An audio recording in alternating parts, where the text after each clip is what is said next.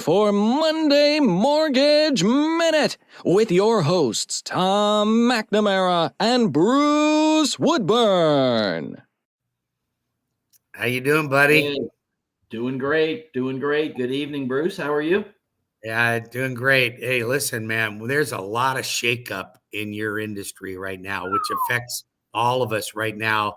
So I think it's important that we talk about, what this whole lawsuit's all about and how it's going to affect people. So if you're listening to this podcast, stay tuned. We're going to cover all the highlights and the truths and the mistruths about how this is going to work, and some unknowns as to what's going to happen as well. So first of all, Tom, talk a little bit about this $418 million lawsuit that the National Association of Realtors are paying.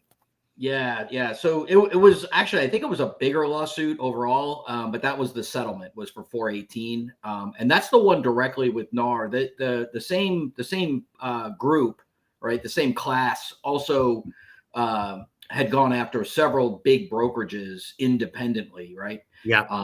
And most of them have settled. I think there's one that still hasn't settled, but this is against NAR, and it cover any brokerage that wasn't already covered by another independent lawsuit. Well, and I think the brokerages have to have some type of revenue, like $1 billion some odd dollars $2 billion plus, to be able to be even included in the lawsuit. Correct. It was $2 billion for the. Which means it's an attorney money grab.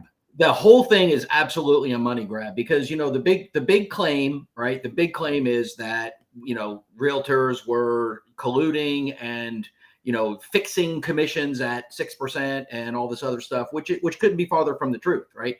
Right. Yes, a lot of agents stick to whatever their percentage is. They pick 5, they pick 6, whatever. It's been normal for the last 50 years. That's right. But there's always been discount brokers that would put your property in the MLS for $300. I actually know of one that does it for $75. Yeah. There's partial service brokers that'll do it for, a flat fee, a couple $1,000s, right? Doesn't matter what the price of the property is. So that's always been an option, but somehow these attorneys convinced the judge that, we were all colluding together. So we settled. It's going to make a lot of changes. Now, the thing is that a settlement's been offered and accepted, but it hasn't been approved by the courts yet. Right. So that's true. Yeah. So everybody that's saying things changed today, which I'm seeing a lot of news on, that's like, this has changed, this is over. I've heard of people, calling up and canceling their listing agreements. Right. Yeah. And it doesn't make any sense. But listen, so that could go either way then. The courts could say, hey, we don't think that there should be that big of a claim, or they could say, no, you owe more than that. There's no way that we know what's going to happen with that. Or it could be the money's fine, but they may want to change some of the agreement as far as the forced changes that are coming down, right? Right. So, and we've already talked about the Department of Justice could just wipe the whole thing out, or say it's not going, or make it go forward to an actual court case. You never know.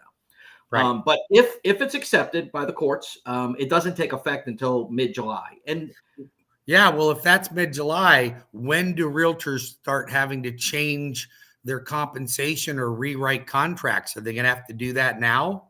Yeah. So actually, our brokerage this week has several different company-wide Zoom calls, right, going over a lot of that about how they see it happening. The Florida Association of Realtors is going to have to come together and change every single contract. Every contract is going to have to be changed. Listing agreements. Do you mean the contract? Do you mean the contract or the listing or buyer's agent agreement? All three. Those are all contracts, right? A listing agreement is a contract. It's a contract to list your property. But is there anything in our FAR contract that does it even talk about the compensation? It doesn't specifically, and it's going to have to now. Or if it doesn't inside the actual FAR contract, there's going to have to be a rider added, because it's always been that the offer of compensation is in the MLS. And if you read through the offer agreement, it references back to the MLS offered compensation. Well, that's Right. no longer going to be, they're not even going to let you put compensation. Even if the seller wants to give compensation to the buyer's agent, we're no They longer can't. allowed to advertise it. And, I think that's kind of a silly It's a thing. world gone mad. So, Yeah. so no more buyer agent commission advertised. So I was hearing people on the internet go, "Oh my God, does that mean we don't have to pay a realtor's commission anymore?" Yeah, and that's a big question mark, right? I mean, obviously, look, we're all independent contractors, right? There's no salary for a real estate agent. So, yeah, you no longer have to pay the buyer's commission as the seller, right? The seller does not have to pay the buyer's commission anymore. But if they don't, then the buyer's going to have to pay their agent directly, which sounds fair, right?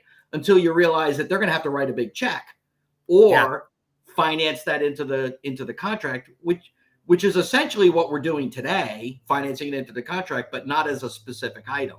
Can you imagine if you're a first-time home buyer or you have limited cash available to buy a home and you're struggling to come up with 5 or 3.5% for a down payment? You're Plus already closing costs. asking the seller to pay closing costs for you, and now you have to pay a real estate commission. So at the end of the day, that's going to hurt the buyer and the seller. So we're going to go back to the way it always was anyway, where the buyer says, all right, I signed a buyer's broker agreement that I will pay the compensation to my buyer's agent. However, I don't have the money to do that. So when you negotiate my contract on an offer, you're going to have to then negotiate that the seller is willing to pay that. Now, what I don't know is, does that compensation now going to fall into the interested party contributions that are allowable on any type of a loan, meaning 6% allowable FHA, 4% allowable VA, and 3% allowable for putting less than 10% down on a conventional loan.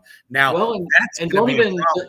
Yeah, that's a huge problem. And don't forget the other, really big problem. And I love how our government, one side of the government doesn't talk to the other, because, correct me if I'm wrong, but a VA buyer is not allowed to pay any fees whatsoever to anybody.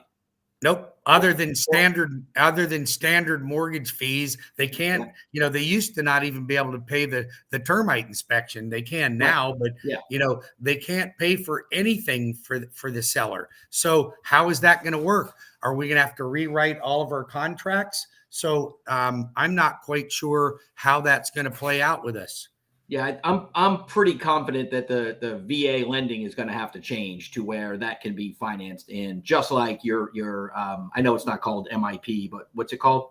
MP? Well, for a VA, it would be a funding fee. For FHA, it's a mortgage insurance premium. For conventional, it's PMI, and for USDA, it's called a guarantee. It's all private mortgage. It's insurance.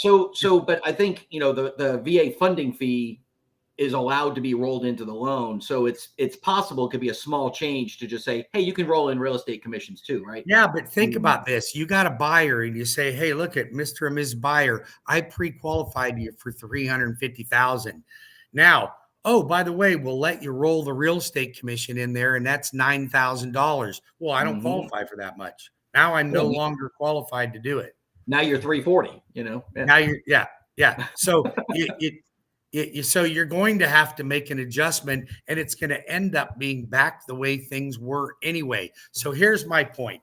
I don't think this is going to end up being as big of a deal as people think it is. I think we will settle it all out and figure out how a buyer and a seller can come to a meeting of the minds to be able to have a fair and reasonable agreement or contract for sale and purchase.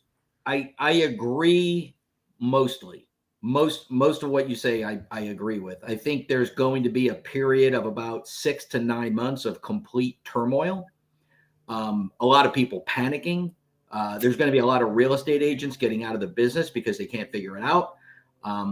There's going to be a lot of frustration, right? You think people are going to try to go right to a listing agent then also? Absolutely. So here's the problem that I have with that, okay? Mm-hmm. Listen, listing agents have a fiduciary responsibility to the seller. There's the one that's hired them. So now if the buyer's got to go to the listing agent, now you truly don't have dual representation. That's not really anything. Okay. Well, and keep in mind here in Florida, you can say here in you Florida, do. we're allowed to do transaction broker and not represent either side, right? But some states you can't do dual agency at No, you all. can't. No, you can't. But at the end of the day, do I have a buyer's agent that's going to fight for my transaction? No, you'll have nobody to fight for you to do anything. I mean, Bruce, you know, just last week, you and I had a transaction where the buyer ended up in a situation, right? Things changed, their circumstances changed. They ended up in a situation, and I negotiated not only canceling the contract, but canceling it with no penalty and getting Right. her all of her EMD money back. Now, Yeah. if I was the listing agent, I may not have done that. You would have never done that. You'd have never done that. You would have no reason to do that unless you were just super kind and wanting to help them out. Yeah. But contractually, there would be no obligation. But Well, right my now, obligation would actually be to not do that, and the sure. seller would have had to been the one to have the heart and decide to do it. Absolutely. But right Mhm. now, you have a responsibility to the buyer to make sure that you're doing the best you can to represent them. So That's right. it was actually your obligation to try to fight for that That's right. earnest money deposit back, but there'd be no reason to in the future. That's right. That's right. And that's a big challenge. The other thing that happens is, you know, sometimes I'll be careful about how I say this, right? But sometimes the listing agent might know something about the house or about the other party that could be, you know, important in the negotiation, and they may or may not expose that. And some things they may not be allowed to, and some things they may not want to, and some things they may be a little unscrupulous. It So almost seems like there's going to be more questions than answers right now, and the 100%. dust will end up settling sooner or later, and we'll have some type of, you know, go back to some type of normality of sorts, I suppose. Yeah, I just I see it happening. Unfortunately, all right. So here we are. We're heading into the selling season. We're heading into summer, right? We're almost there. It was getting ready to be a great summer. I know it, right? I can feel it happening, and now there's going to be a lot of questions, turmoil, A little wasted energy, disruption. just wasted energy, right? Worrying about things. I mean, you know, I'm in plenty of Facebook groups with real estate agents that are just panicking like the sky's falling and the world's going to spin apart. And you know, it's probably not going to happen, but it's going to screw up the summer. At a minimum, it's going to take more energy to do everything we've always done. And then at the end of the day, we're going to have to relearn a whole new system or a majorly modified Why system. couldn't they just leave it well enough alone? You know, United States has the best MLS system in the entire world. Other countries have tried to emulate it, and they That's have absolutely not right. been able to copy it. It's been so perfect. They just literally got in there and threw a monkey wrench into it. It's these attorneys and their money grab. This isn't going to help anybody other than the I don't think attorneys. so. Yeah, no, Yeah. I don't think so. I don't think it'll help anybody. But you know, it is what it is. So listen, here's what I'm going to do. Like I said, Let's wrap this up. Yeah, so we've got meetings all week long about this. I'm sure I'm going to get a lot of information. I'm sure over the next month or two, I'm going to get more and more information. I'll continue to share it. We'll get an update out on this every week. And we'll keep all you listeners up there updated on what the results were and how that's going to affect you. My advice to you is don't worry about it if you're a consumer. We'll get through this, and it won't be any different for you, because at the end of the day, when you're negotiating a contract, you can either accept or reject the way the offer is, and you can negotiate it any way you want, just like you always have been able to. Absolutely. That's right. I got to run, brother. It's been a great day. Have a great day yourself.